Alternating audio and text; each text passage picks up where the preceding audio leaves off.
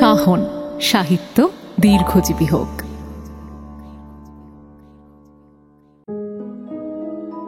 সাহিত্যের বিভিন্ন আঙ্গিনা থেকে বাছাই করে নিয়ে আসা কিছু মণি মাণিক্য দিয়ে তৈরি আপনাদের প্রিয় কাহন।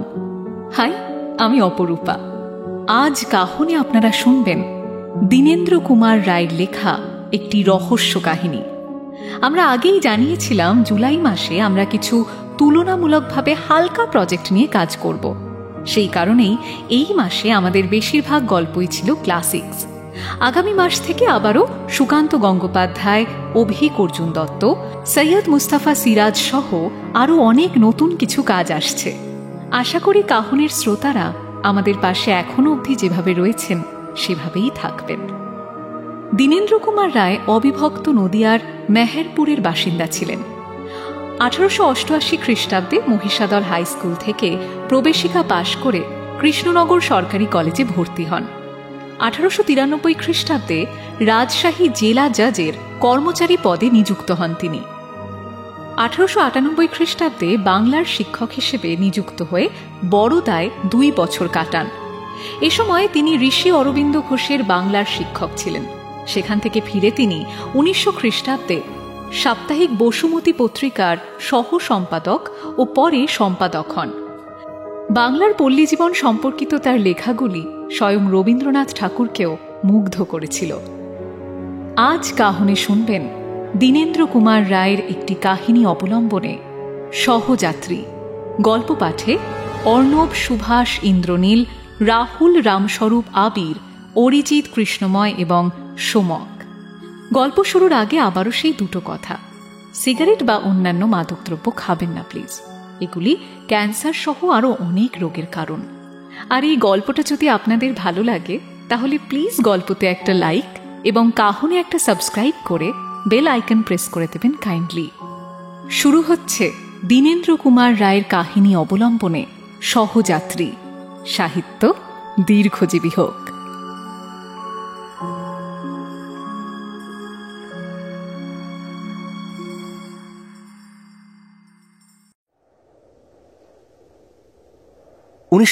সালের মাঘ মাস।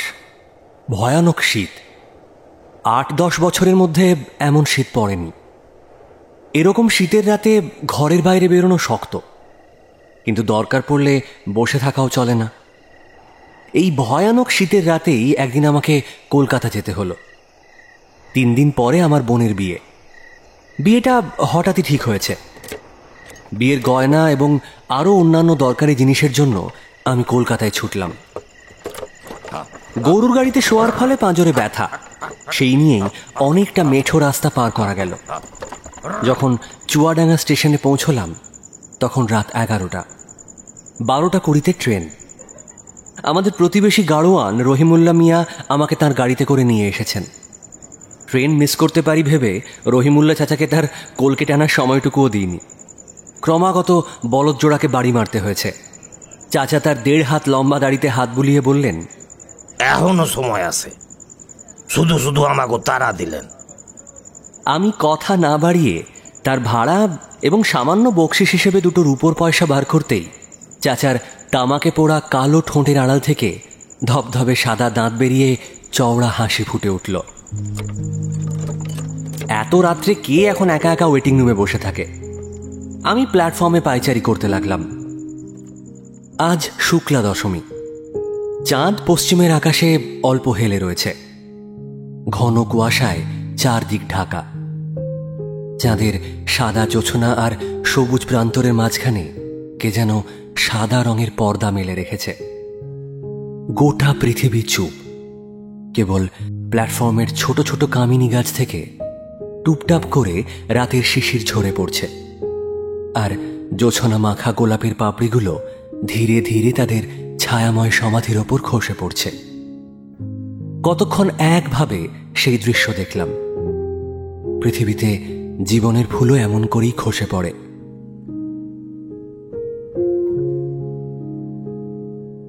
খানিকক্ষণ এদিক ওদিক ঘুরে স্টেশনের ভেতর ঢুকলাম।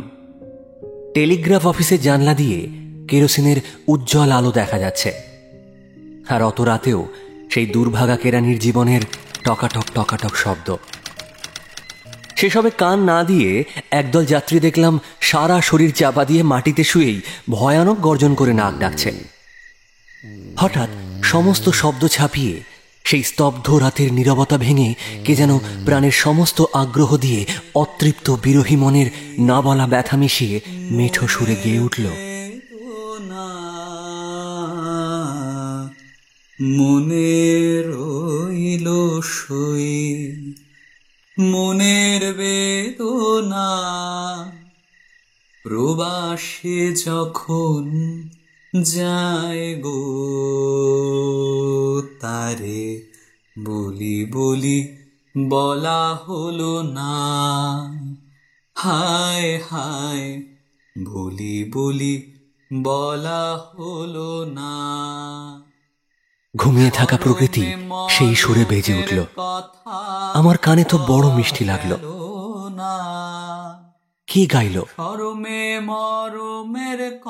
অবাক হয়ে চোখ ঘুরিয়ে চারিদিকে তাকাতে গিয়ে দেখলাম লাইনের ধারে খালের ধারে একজন জেলে মাছ ধরতে ধরতে এই গানটা গাইছে। লোকটা নিশ্চয়ই ভারী প্রেমিক, নয়তো এই পৌষের রাতে ঘরে স্ত্রী ফেলে সে মাছ ধরতে আসবে কেন? আমার গবেষণাকে সম্পূর্ণ উপেক্ষা করে সে আবার গাইতে লাগলো, যদি নারী হয়ে সাধিতাম তাকে, যদি নারী হয়ে সাধিতাম তাকে, নির্লজ্জা রমণী বলে হাসিত লোকে, সুখী ধিক থাক। গানের ঢেউয়ে জোছনায় ভরা পৃথিবী ভেসে যেতে লাগলো। কিন্তু হঠাৎ মুন্সিগঞ্জ গাড়ি ছোড়া, মুন্সিগঞ্জ মুন্সিগঞ্জ মুন্সিগঞ্জ মুন্সিগঞ্জ গাড়ি ছোড়া গাড়ি ছোড়া, এবং সঙ্গে সঙ্গে ঠং ঠং ঘন্টার আওয়াজে বাধ্য হয়ে আমায় এই গান উপভোগ করা থামাতে হলো। টিকিট ঘরের দরজা খুলল। যাত্রীদের নাক ডাকার শব্দ ঘন্টা বাজার সঙ্গে সঙ্গে থেমে গিয়েছিল। সকলে উঠে টিকিট ঘরের দরজায় ভিড় করল। একজন চাষা তাড়াহুড়োতে আরেকজনের পা মারিয়ে দিল। যার পা মারানো হলো সে মুখ ভেঙিয়ে বলল, এই সমুদ্রের পো লজ্জা করে না, গায়ের উপর পা তুলে দিস। অপরজনও ছাড়ার পাত্র নয়। বলে আপনি যেখানে যেখানে শুয়ে পড়বেন। আমার জায়গায় আমি শুয়ে আছি, আমি তোর জায়গায় শুয়েছি। তাই বলে যেখানে এটা সবার জায়গা, স্টেশনটা সবার জায়গা, এটা এখানে আমি শুয়ে। থামুন তো ঘুমানোর সময় এত ডিস্টার্ব করবেন না। আপনি ঘুমান, আমার পা তুলে দিয়েছে। একটা ব্যাপার থাকে। দুজনে মিলে খানিকটা ঝগড়া হলো। আমি আমার স্টিল ট্রাঙ্ক বুক করলাম এবং সেকেন্ড ক্লাসের একটা টিকিট নিয়ে ট্রেনের জন্য দাঁড়িয়ে রইলাম। মিনিট 2 পরেই ট্রেনের শব্দ শুনতে পাওয়া গেল। রাগী বিশাল বুনো জন্তুর মতো লাল চোখ নিয়ে ট্রেন স্টেশনের দিকে ছুটে আসছে। ডিস্ট্যান্স সিগন্যালে পাখা পড়ল। ট্রেন ধীরে ধীরে প্ল্যাটফর্মে এসে দাঁড়ালো। ইত্যাদি নানা রকম শব্দের মধ্যে আমি আলো জ্বালানো একটা খালি কামরায় উঠে বসলাম। 5 মিনিট পরে গাড়ি ছেড়ে দিল। বোনের বিয়েতে গয়নাগাটি কিনতে যাচ্ছি বলে সঙ্গে 1,500 টাকা ছিল।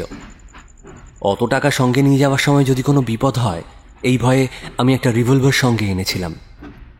বাক্স থেকে বের করে সেটা পকেটে পুরলাম এবং ক্যারিয়ার ব্যাগটা ভালো করে শীতের জামা কাপড়ের মধ্যে ঢেকে নিয়ে ধীরে ধীরে শুয়ে পড়লাম। অনেকক্ষণ ঘুম এলো না। কৃষ্ণগঞ্জের সাঁকো পার হওয়ার পর অল্প অল্প ঘুম আসতে লাগলো। তারপর অনেকক্ষণ ঘুমিয়েছিলাম বটে, কিন্তু বেশ যে গাঢ় ঘুম হয়েছিল তা নয়। সে ঘুম স্বপ্ন ও কল্পনায় পূর্ণ। রাত্রি প্রায় 4টের সময় ব্যারাকপুর স্টেশনে গাড়ি থামল। আমি ধীরে ধীরে উঠে বসলাম। একটা জানলা খুলে দিলাম। ভয়ানক ঠান্ডা বাতাস চোখে মুখে এসে লাগল। দেখলাম চাঁদ প্রায় অস্তমিত। তার ম্লান আলোর ছটা নিভু নিভু প্রদীপের মতো ছড়িয়ে পড়েছে। ট্রেন আবার চলতে আরম্ভ করল। জানলা আটকে আবার শোয়ার জোগাড় করলাম। হঠাৎ আমার গাড়ির শেষ প্রান্তের দরজাটা ধীরে ধীরে খুলে গেল। এমন অস্বাভাবিক ব্যাপারে আমার শরীরটা একবার ছমছম করে উঠল। ট্রেন তো ছেড়ে দিয়েছে, এখন কে এই গাড়িতে কি উদ্দেশ্যে উঠছে? যেই হোক নিশ্চয়ই তার মতলব ভালো নয়। একটু সতর্ক হয়ে বসলাম। ভাগ্যিস রিভলভারটা এনেছিলাম। পকেটে হাত দিয়ে সেটা হাতে ধরে থাকলাম। দেখলাম গাড়ির দরজা বন্ধ করে একজন আরোহী এক কোণে এসে বসল। তার চোখে রঙিন চশমা, চেহারা দোহারা, ফর্সা, শরীর মজবুত বলেই মনে হলো। বয়স আন্দাজ 30-35, দাড়ি বুক অব্দি লম্বা, গায়ে কালো কাশ্মীরি কোট। সে গাড়িতে উঠেই জোরে জোরে নিঃশ্বাস ফেলতে লাগলো। অনেকটা পথ জোরে হাঁটায় বেশ ক্লান্ত হয়েছে। বুঝতে পারলাম সে আমাকে দেখতে পায়নি, কিন্তু আমি অবাক হয়ে তীক্ষ্ণ দৃষ্টিতে এই নতুন আরোহীকে দেখতে লাগলাম। একটু পরেই লোকটা নিজের সিট থেকে উঠে আমি যেদিকে বসেছিলাম সেদিকে এগোতে লাগলো। আমি নিজে বীরপুরুষ কিনা আমার ধমনীতে রক্তের গতি দ্রুত হয়ে উঠল। আমি জোরে লাফিয়ে উঠলাম, পকেট থেকে রিভলভার টেনে উঁচু করে ধরলাম। হঠাৎ আমাকে সশস্ত্র দাঁড়িয়ে থাকতে দেখে আগন্তুক চিৎকার করে সরে গেল। আরে এ কি? আমি উত্তেজিত কণ্ঠে বললাম, আর এক পা সামনে এগোলেই তোমার খুলি আমি উড়িয়ে দেব। আগন্তুক জড়ানো গলায় উত্তর দিল, আপনি আপনি কে? প্যাসেঞ্জার? এই দেখুন দেখুন, আপনি যে এই কামরায় আছেন আমি সেটা খেয়াল করিনি। আর আর আমার কোনো ক্ষতি করার উদ্দেশ্য ছিল না। আমি আপনার কোনো ক্ষতি করার জন্য ওদিকে যাচ্ছিলাম না। আমি শুধু আমার বসার জায়গাটা পাল্টাতে চাইছিলাম। যেখানে বসেছিলে সেখানে যাও, যাও, সেখানে অনেক জায়গা আছে, এদিকে আসবার কোনো দরকার নেই। লোকটা এবার খানিকটা গরম হলো, নিজেকে অপমানিত বোধ করে বলল, আপনি কি মনে করেন যে আমার কোনো খারাপ মতলব আছে? আরে মশাই, আমি কোনো চোর বা ডাকাত নই। কি করে জানবো?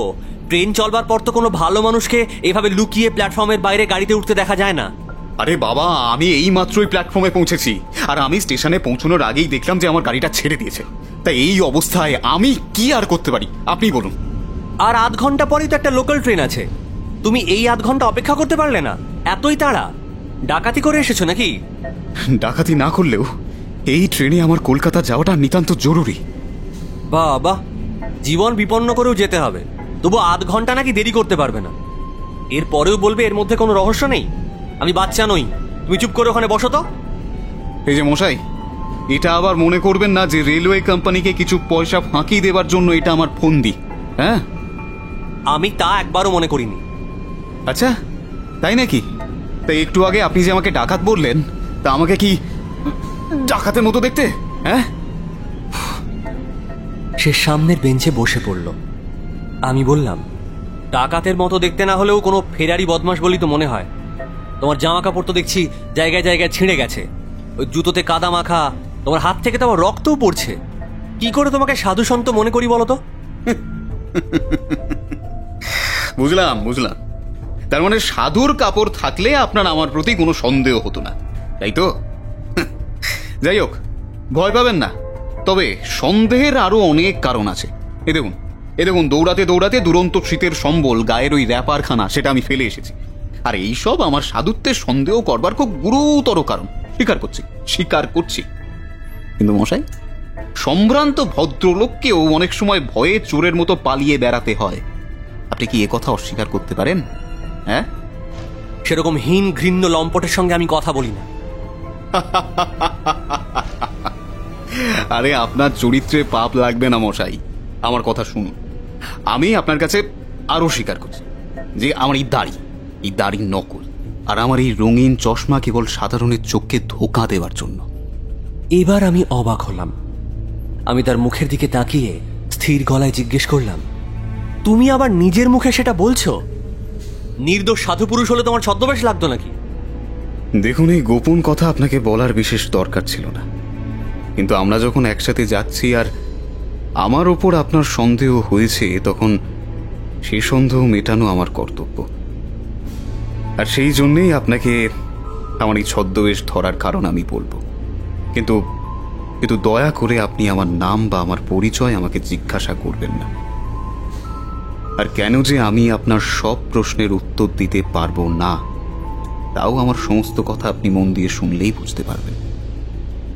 আর আমার দৃঢ় বিশ্বাস, আপনি বা অন্য কোনো বুদ্ধিমান ভদ্রলোক আমার অবস্থায় পড়লে এমনটাই করতেন।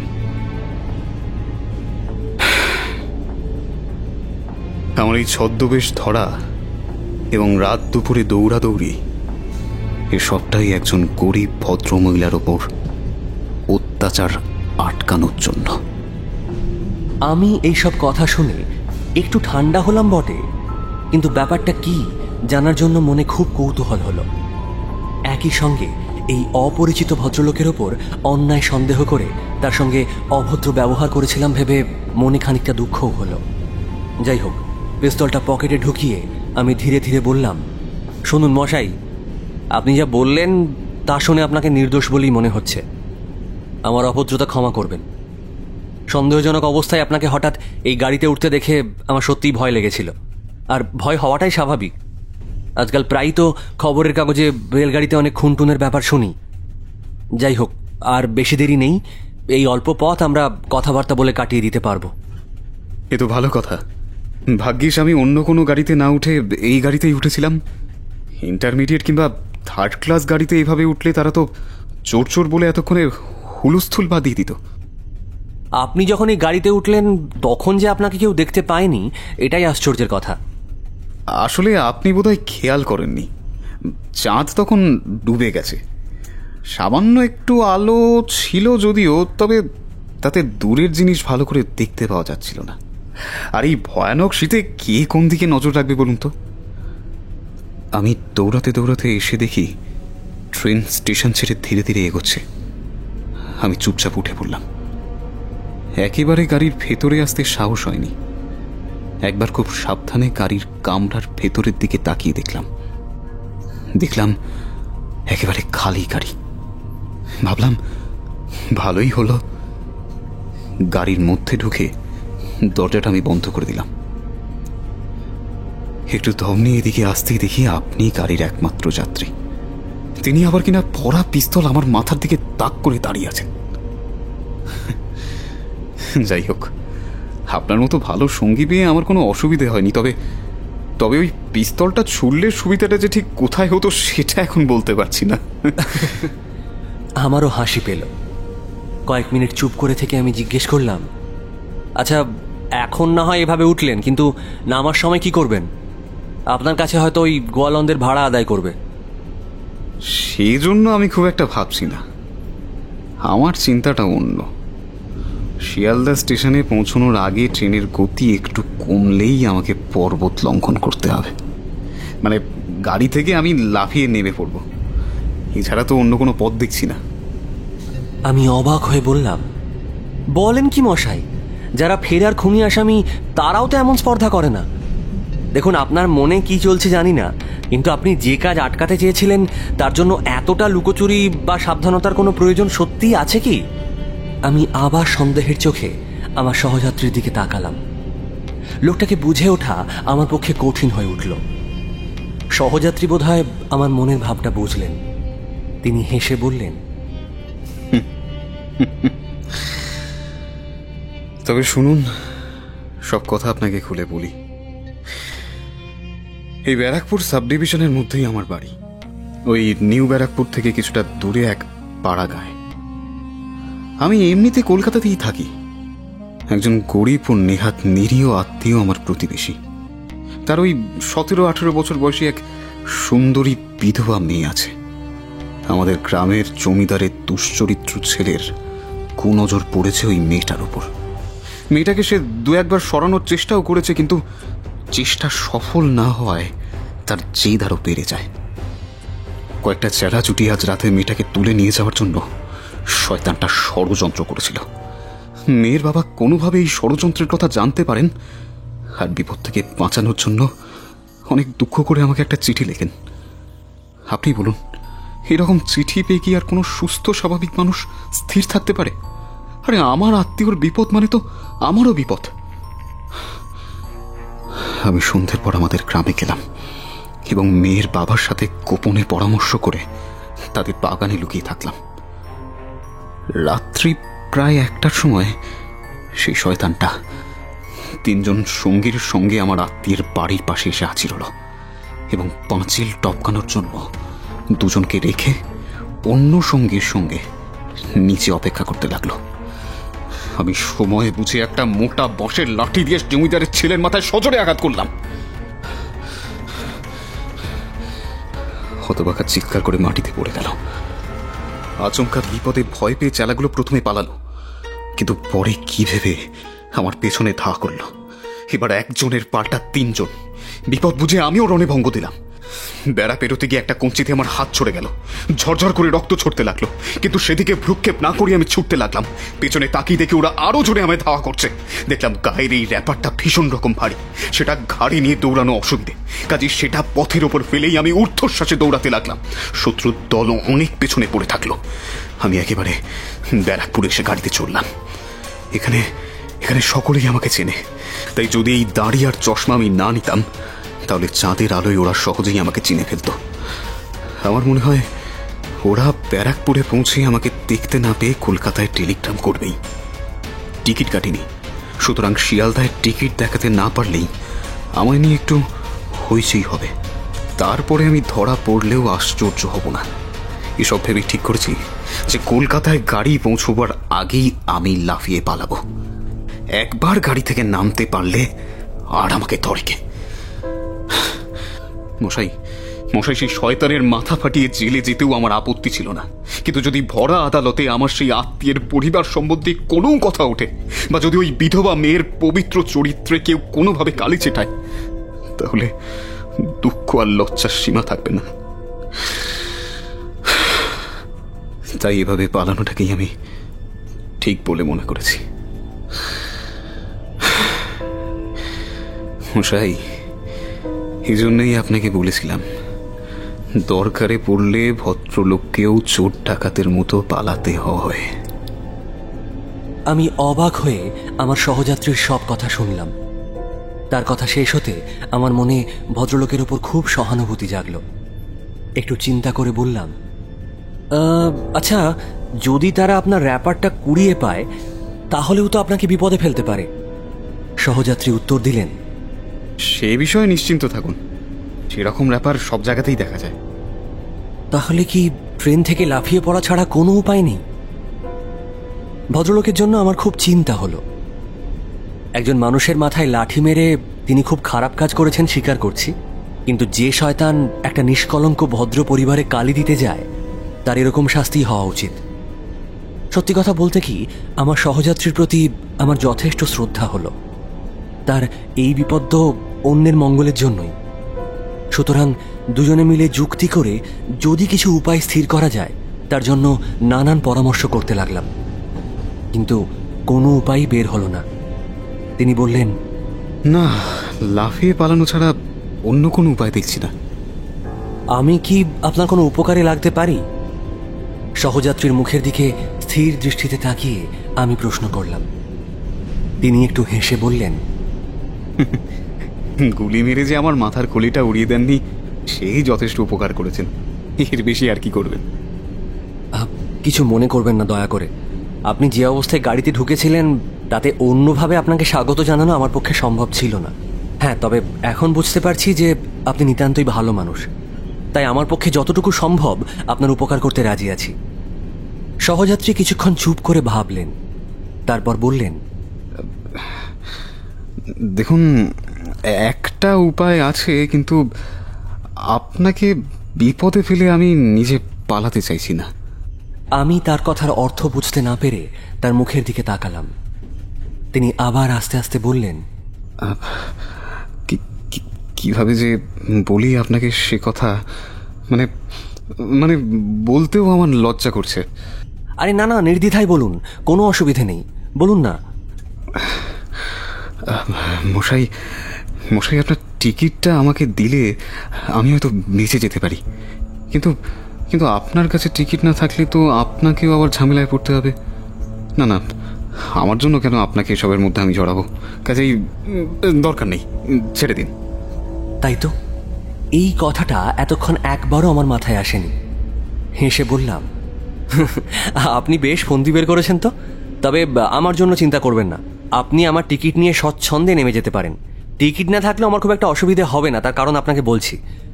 আমার লাগেজ তো ব্রেক ভ্যানে আছে, আর তার রসিদই যে আমার কাছেই আছে। এটা দিয়ে আমি প্রমাণ করতে পারবো যে আমি চুয়াডাঙ্গা থেকেই আসছি।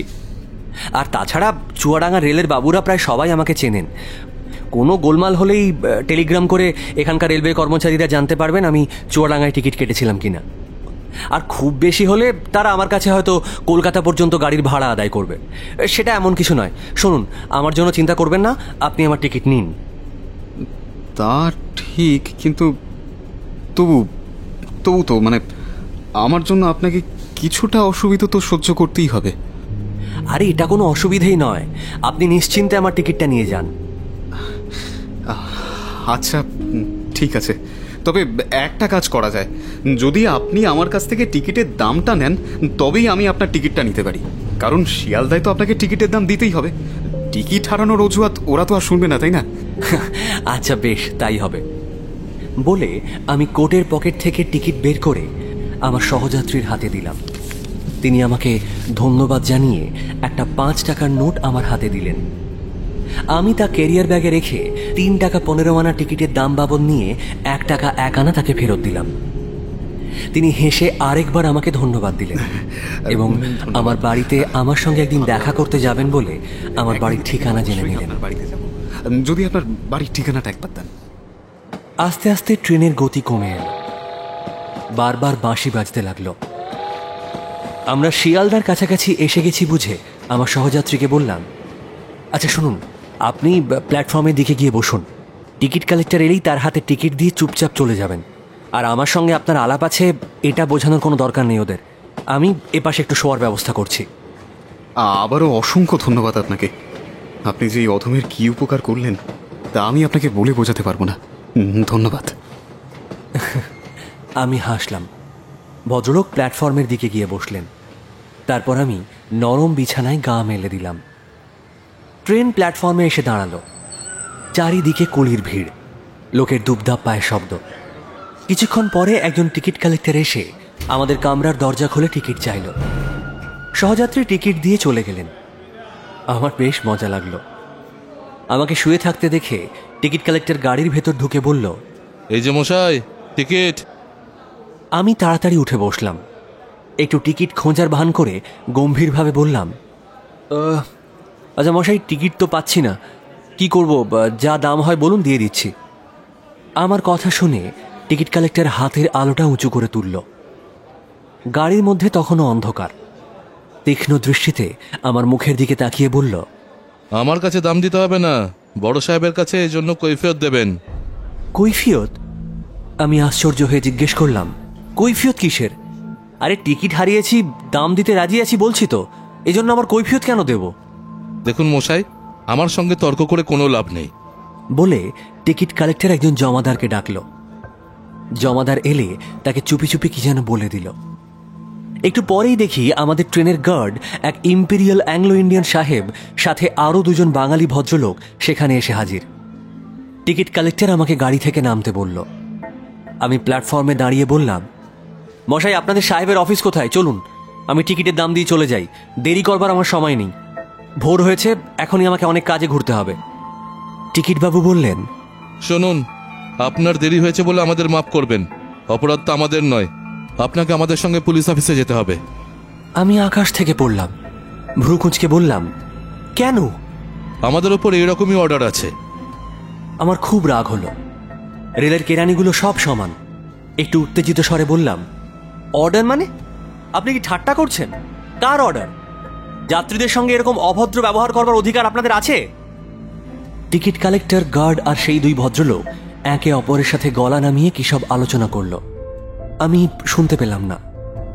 লোক দুটোর পুলিশের পোশাক ছিল না বটে, কিন্তু সহজেই আমার আন্দাজ হলো এরা ডিটেকটিভ। গার্ড সাহেব দেশলাই জ্বালিয়ে চুরুট ধরাতে ধরাতে আমার খুব কাছে সরে এলো এবং দায়সারাভাবে আমার মুখের ওপর খানিকটা ধোঁয়া ছেড়ে দিল।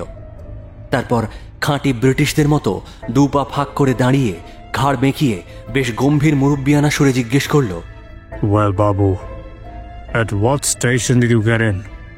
ফিরিঙ্গিটার মুরব্বিয়ানা আমার অসহ্য লাগলো। আমি একটু বিরক্তির সুরে বললাম, সে কথার জবাব তোমাকে আমি দেওয়ার কোনো প্রয়োজন দেখছি না। যদি কিছু বলতে হয় তো কোনো অফিসে থাকলে তাকেই বলবো। উত্তর শুনে সাহেবের ভারী রাগ হলো। মুখ লাল করে বলল, Then you only have to follow me. তথাস্তু। আমি গার্ডের পিছু পিছু গেলাম, সঙ্গে টিকিট কালেক্টর আর সেই দুজন বাবু। সার্কুলার রোড দিয়ে ডান দিকে কিছুটা গিয়েই একটা বড় বাড়িতে ঢুকলাম।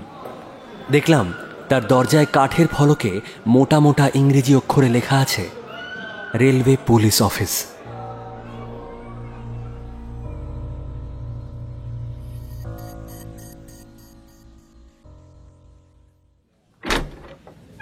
একজন কনস্টেবল দরজা খুলে দিতে আমরা প্রাঙ্গণ পেরিয়ে একটা বড় হলে পৌঁছলাম।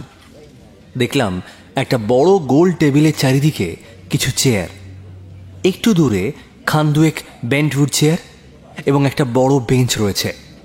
ডিটেকটিভ দুজন বেঞ্চের ওপর বসলেন। গার্ড একটা চেয়ার টেনে নিল। আমিও একটা বেন্টউড চেয়ারে বসে পড়লাম।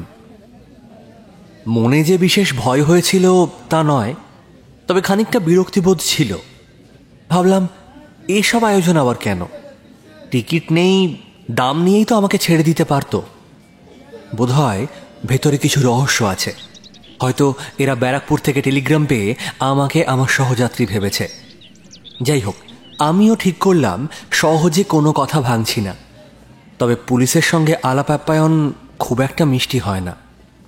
আর কিছু করতে পারুক না পারুক, একজন নিরীহ ভদ্রলোককে সহজেই অপমান করতে এরা ওস্তাদ।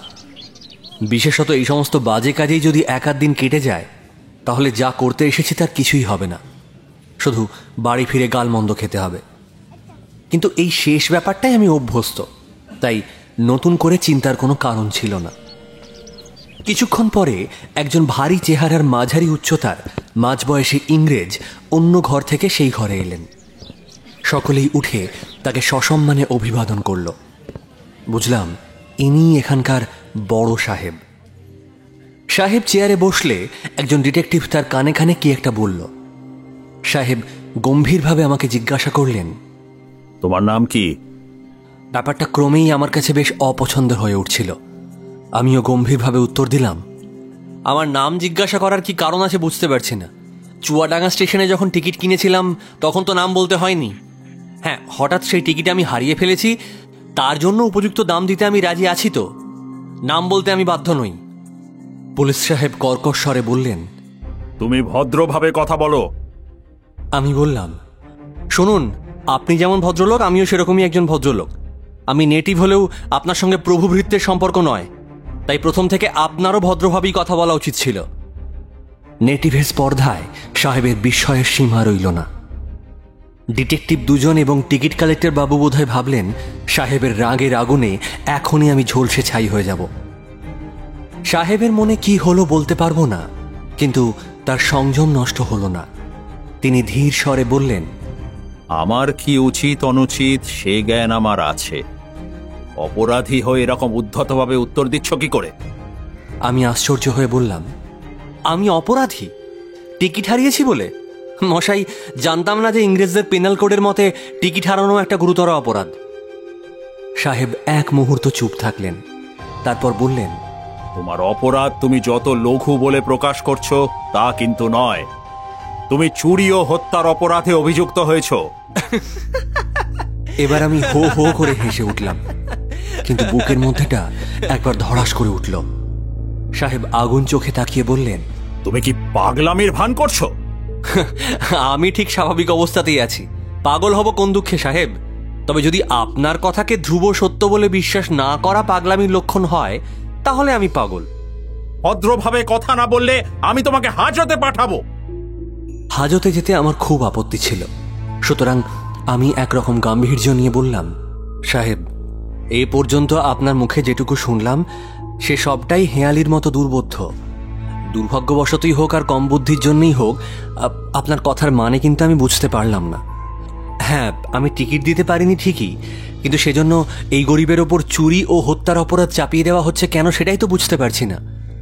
আমি যে নির্দোষ সেই প্রমাণের তো অভাব নেই, তবু আমি কার কি চুরি করলাম আর কাকেই বা খুন করলাম সে কথাটা তো আমার একবার জানা দরকার নাকি? এ তো আগাগোড়া আরব্য উপন্যাস মনে হচ্ছে। তুমি পাক্কা বদমাশ। তোমাকে কনফেস করাতে কিছুটা সময় লাগবে দেখছি, কিন্তু আমি সেসবে কাঁচা নই। অনেক দিন ডিস্ট্রিক্ট পুলিশে কাজ করেছি। রাগী সাহেব তার অসামান্য বিদ্যার গৌরব জাহির করলেন। আমি বিচলিত হলাম না, বললাম, সাহেব, আমাকে এখানে ধরে এনে এভাবে অপমান করলে অবশ্য আমার কোনো উপায় নেই, কিন্তু আমাকে খুনি, চোর, বদমাশ ইত্যাদি নামে ডাকবার আগে আপনি আমার এসব অপরাধ প্রমাণ করতে বাধ্য। তুমি বলতে চাও তুমি চুয়াডাঙ্গা স্টেশন থেকে আসছো? নিশ্চয়ই। আপনাকে আমার কথা বিশ্বাস করতে বলছি না, আমি তার প্রমাণ দেব। আমার কাছে টিকিট পাওয়া যায়নি ঠিকই, কিন্তু আমার কাছে লাগেজের রসিদ আছে। চুয়াডাঙ্গা স্টেশনে কাল রাত্রে এই রসিদ লাগেজ বুক করে পেয়েছি। পকেট থেকে রসিদ বের করে সাহেবের হাতে দিলাম।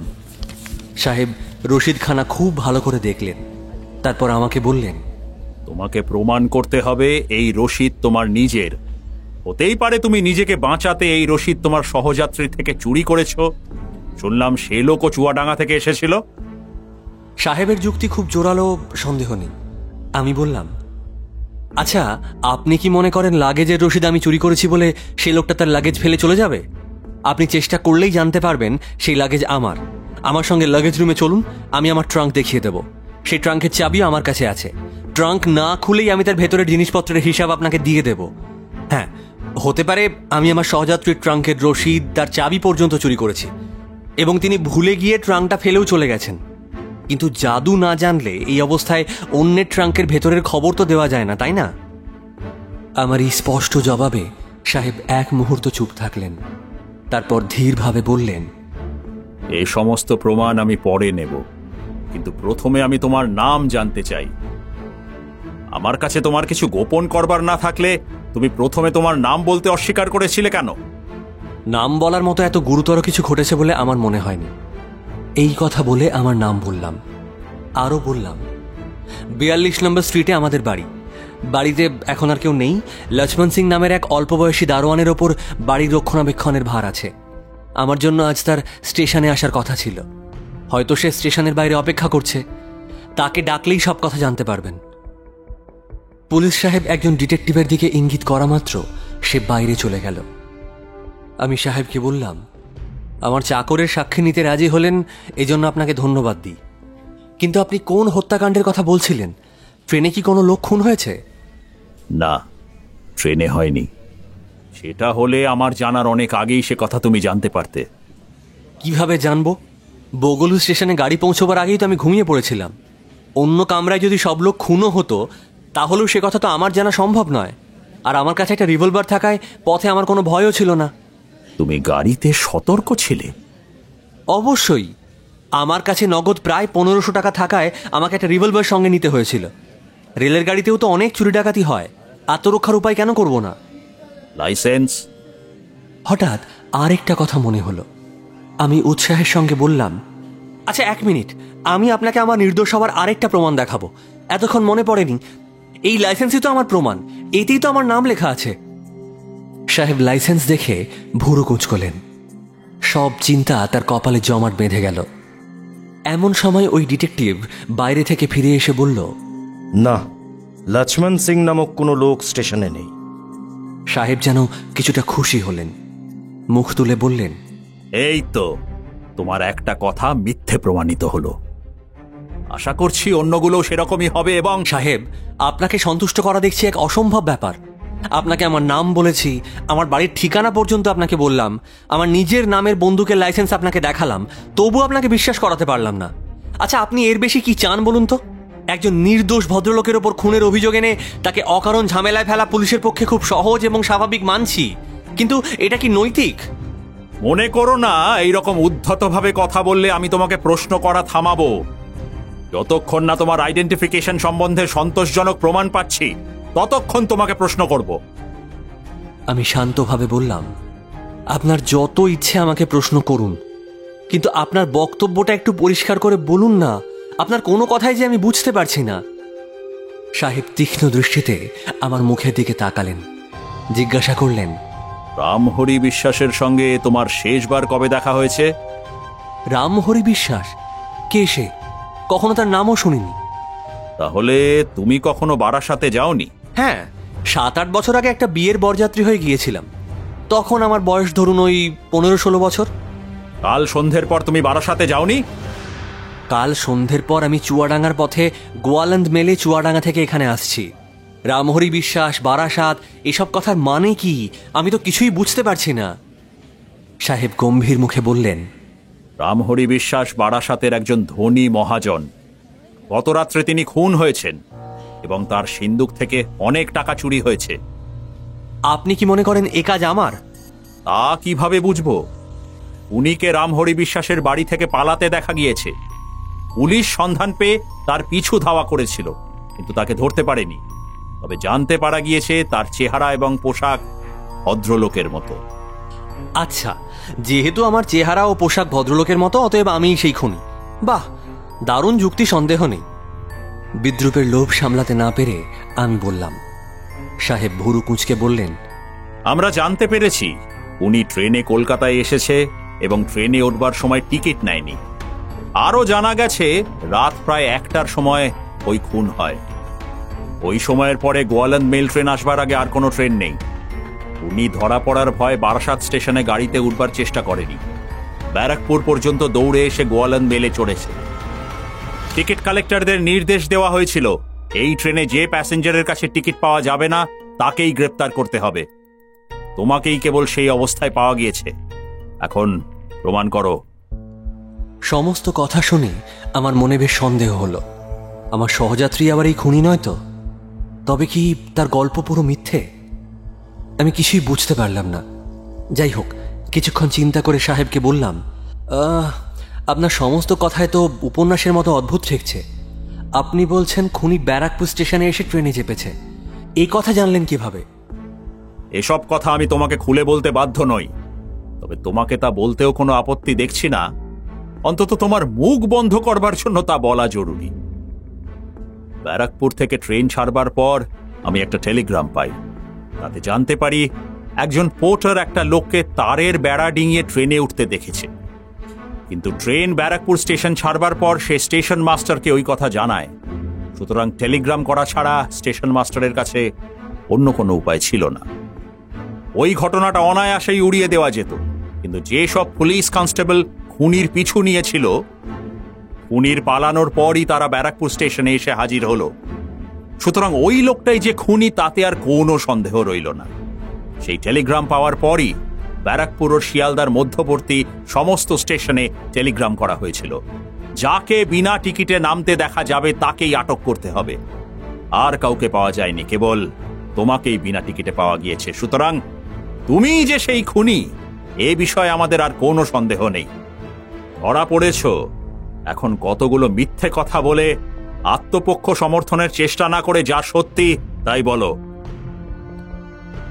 আমার সহযাত্রী যে খুনি সে বিষয়ে আর সন্দেহ রইল না। একবার ভাবলাম সাহেবকে সব বৃত্তান্ত খুলে বলি, তার গল্প, আমার করুণা, টিকিট দিয়ে দেওয়া সব। কিন্তু আবার মনে দ্বিধা হলো। শুধু বললাম, দেখুন, আমি একটা কথাও মিথ্যে বলিনি। চুয়াডাঙ্গা স্টেশনের অনেক কর্মচারী আমাকে ভালোই চেনেন।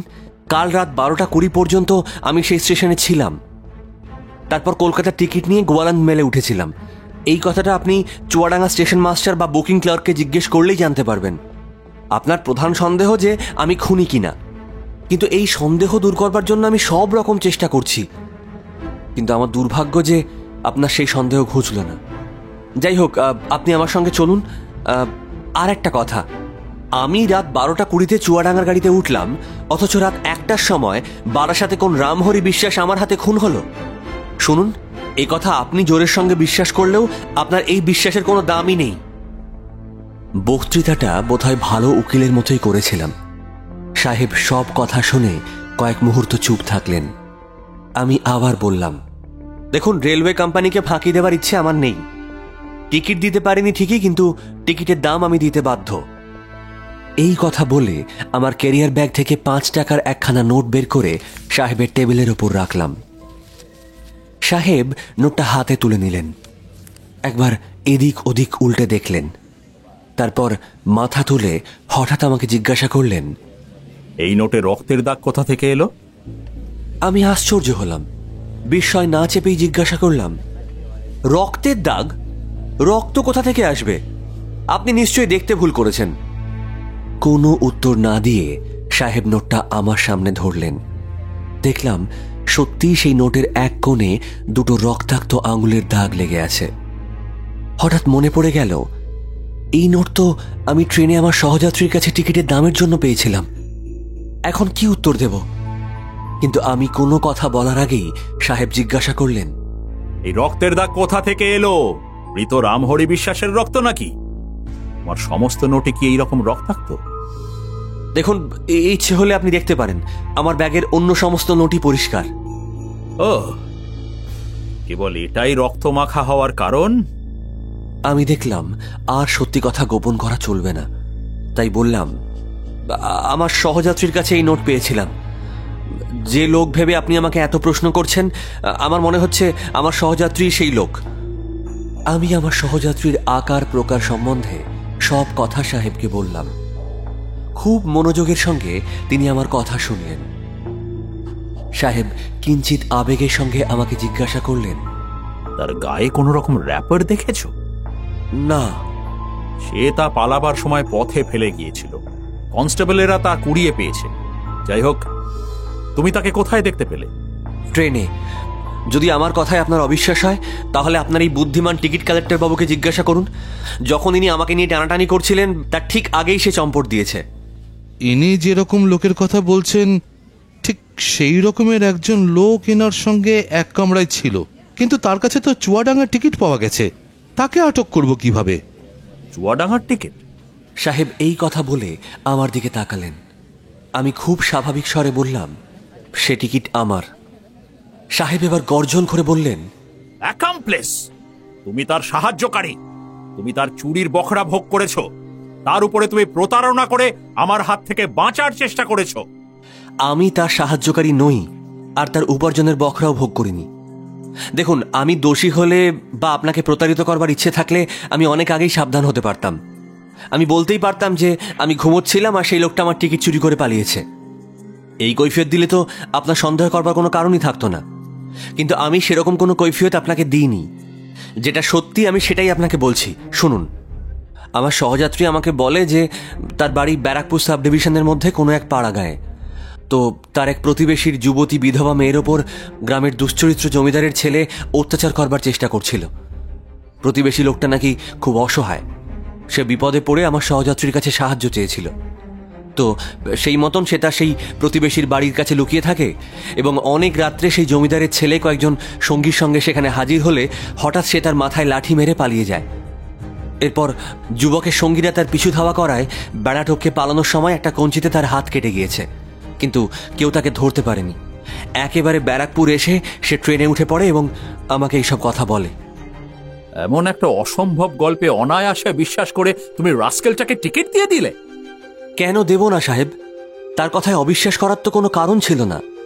সে যে গল্প বলেছিল তা বিন্দু মাত্র অসম্ভব নয়।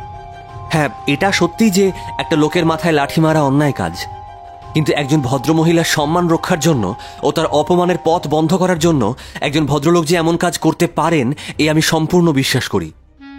সাহেব, আমরা হিন্দু, আমরা নেহাতি উচ্ছন্নে গিয়েছি। তাই জানোয়ারদের হাতে প্রতিদিন আমাদের মা, বউ, বোনেরা নিপীড়িত হয়েছে, তবু আমরা হাঁ করে তাকিয়ে সেই অত্যাচার দেখি। তারপর ফৌজদারিতে গিয়ে নালিশ করি। কিন্তু যার বুকে সাহস আছে, তেজ আছে, মনুষ্যত্ব আছে, সে কেন চুপ করে এই অত্যাচার সহ্য করবে?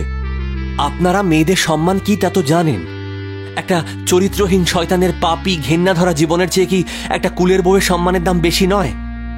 বিশেষত যখন আমার সহযাত্রী আমাকে বলল যে শত্রুপক্ষ ক্ষমতাশালী, শিয়ালদায় টেলিগ্রাম করে তাকে ধরতে পারে এবং সে ধরা পড়লে আর যাই হোক একটা সম্ভ্রান্ত পরিবারের কথা নিয়ে প্রকাশ্য আদালতে জলঘোলা হতে পারে, অতএব সে লাভ দিয়ে গাড়ি থেকে পালাবে, তখন আমার হৃদয় সহানুভূতিতে পূর্ণ হয়ে উঠেছিল।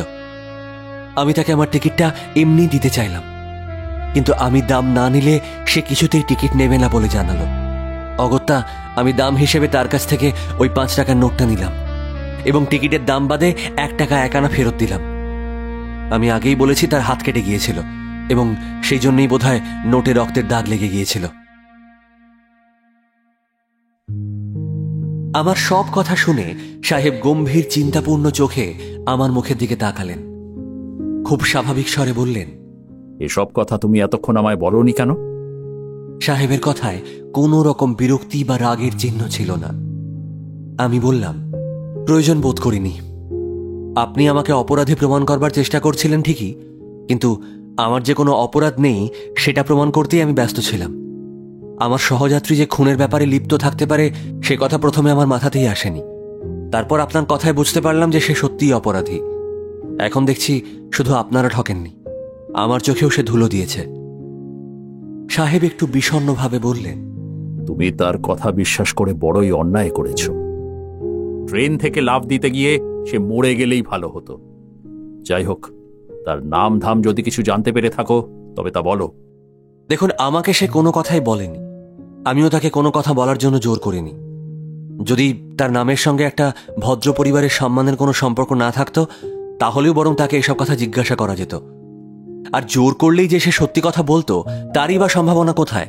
সে তো আগাগোড়া ভুলেও একটা সত্যি কথাও বলেনি। তুমি সব দিক একেবারে মাটি করেছ বলে সাহেব নিরাশার সঙ্গে একবার আমার মুখের দিকে তাকালেন, তারপর ধীরে ধীরে বললেন, তোমার জিনিসপত্র ও বাড়ি সম্বন্ধে তুমি যা বলেছ তাতে আমার আর অবিশ্বাস নেই। তবু এসব বিষয় পরীক্ষা করে দেখা আমার কর্তব্য। তারপর যা হয় করা যাবে। আপাতত এই নোটটা আমার কাছেই থাক, যদি কোনো কাজে লাগে।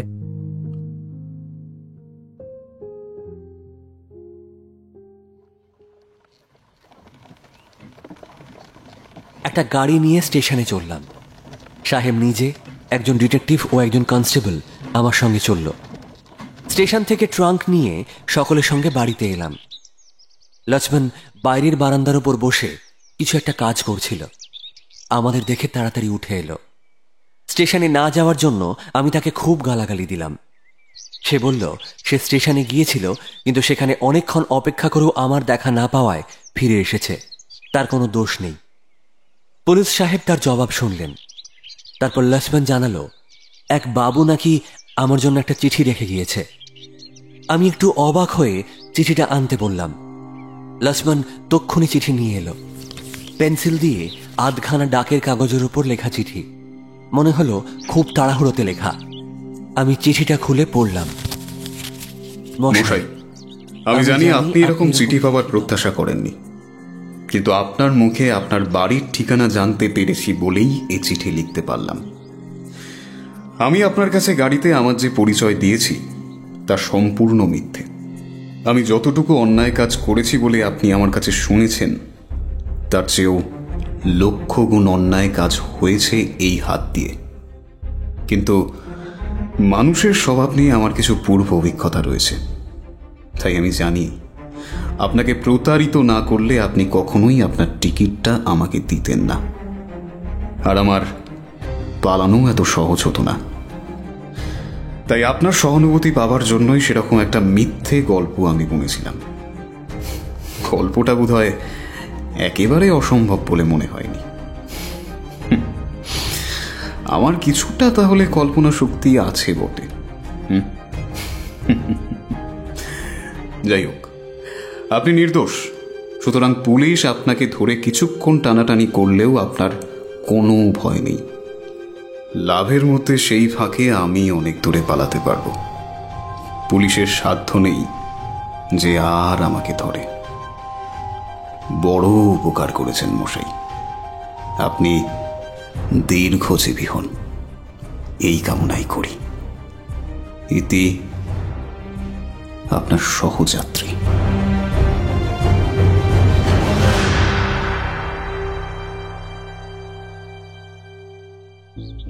আমার বিস্ময়ের সীমা রইল না। তাহলে তাহলে আমার সহযাত্রী সত্যিই মানুষ খুন করা ডাকাত? কি সর্বনাশ! এতগুলো টাকা নিয়ে একা একা তার সঙ্গে রাত কাটিয়েছি। যখন নিঃসন্দেহ মনে তার সঙ্গে গল্প করছিলাম সেই সময় তো সে হঠাৎ আমার পকেট থেকে রিভলভার কেড়ে নিয়ে আমাকেই আক্রমণ করতে পারত। তার কোটের পকেটে শান দেওয়া ছুরি লুকোনো ছিল কিনা কে বলতে পারে। ভগবানকে ধন্যবাদ যে আমার কোনো বিপদ ঘটেনি, কিন্তু ভয়ে আমার গা শিউরে উঠল। সাহেবের হাতে চিঠিটা দিয়ে আমি বললাম, এই দেখুন আমার নির্দোষ হবার আরেক প্রমাণ। সাহেব চিঠিটা 2-3 বার মনে মনে পড়ে পকেটে রাখলেন। দেখলাম সাহেবের বাংলা ভাষাতেও বেশ দখল আছে। চিঠি কে আনলো সেই সম্বন্ধে লক্ষ্মণকে সাহেব 2-একটা প্রশ্ন জিজ্ঞাসা করলেন, কিন্তু সে সন্তোষজনক কোনো উত্তর দিতে পারল না। তখন তিনি আমার দিকে ফিরে বললেন, তোমার বোকামোর দোষেই তোমাকে এতটা ঝামেলা ভোগ করতে হলো। যাই হোক, তুমি যে নির্দোষ তাতে আমার আর কিছুমাত্র সন্দেহ নেই। আপাতত তোমাকে আমাদের আর কোনো দরকার নেই। পরে যদি এই লোক তোমার সাথে আবার যোগাযোগ করে তাহলে আমার সঙ্গে দেখা করো, আর অন্য কিছু দরকার হলে আমি চিঠি পাঠাবো। সাহেব তার নোট বইতে আমার নাম ও ঠিকানা লিখে নিয়ে চলে গেলেন। আমার ঘাম দিয়ে জ্বর ছাড়ল। নির্দিষ্ট সময়ের মধ্যেই জিনিসপত্র কিনে বাড়ি এলাম।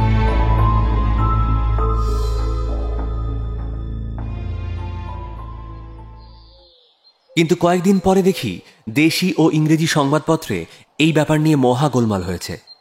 একজন বুদ্ধিমান সাপ্তাহিক সম্পাদক আমাকে ইঙ্গিত করে 2-5টা কথা বলতেও ছাড়েননি। আমার প্রতি ফুটকাটায় আমার এক বন্ধুর সম্পাদকের উপর ভারী রাগ হলো। তিনি আমাকে বললেন, না, আমি বলছি যে একটা প্রতিবাদ করলে হয় না? আমি বললাম, ধুর, প্রতিবাদের দরকার নেই। অন্যদের গালি দেওয়ার সময় এরা সত্যি মিথ্যে বিচার করে না, যখন যা ইচ্ছে ছেপে দেয়। শেষে নিজেদের দোষ ঢাকার জন্য প্রতিবাদপত্র গুম করে ফেলবে। বন্ধুর ভারী জেদ। বললেন, না তো তবে একটা মানহানির মামলা করা যাক, মানে এটা তো করা যাবে। কি দরকার ভাই এদের সঙ্গে ঝামেলায়? এদের কথার কোনো দাম আছে? এরা বিপদ দেখলেই পায়ে লুটিয়ে পড়ে, অথচ মুখে ন মারিতং জগত। আমি হলে ভাই ওই হেয়ারসে সাহেবের সেই বেতের কাণ্ডটাই কিন্তু আবার করতাম। বন্ধু বোধহয় আমাকে কাপুরুষ ভাবলেন।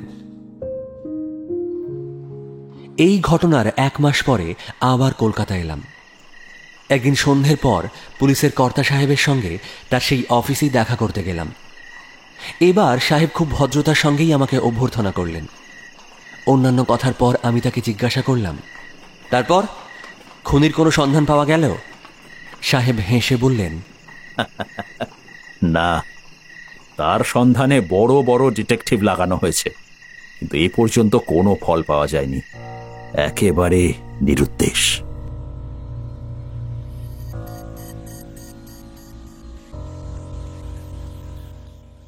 আজ কাহনে শুনলেন দীনেন্দ্র কুমার রায়ের কাহিনী অবলম্বনে সহযাত্রী। মূল কাহিনী উদর ঘাড়ে বুদর বোঝা। গল্প পাঠে অর্ণব, সুভাষ, ইন্দ্রনীল, রাহুল, রামস্বরূপ, আবির, অরিজিৎ, কৃষ্ণময় এবং সোমক। গল্পে আপনারা যে গানটি শুনলেন সেই গানের সুরকার এবং গায়ক 2 রাহুল। সম্পাদনা অলিভিয়া। প্রচ্ছদ, আবহ ও সমগ্র পরিচালনা RJ অর্ণব। গল্পটা কেমন লাগলো কমেন্টে অবশ্যই জানাবেন কিন্তু। আর যদি ভালো লেগে থাকে তাহলে গল্পতে একটা লাইক এবং কাহনে একটা সাবস্ক্রাইব করে আমাদের সাপোর্ট করবেন কাইন্ডলি।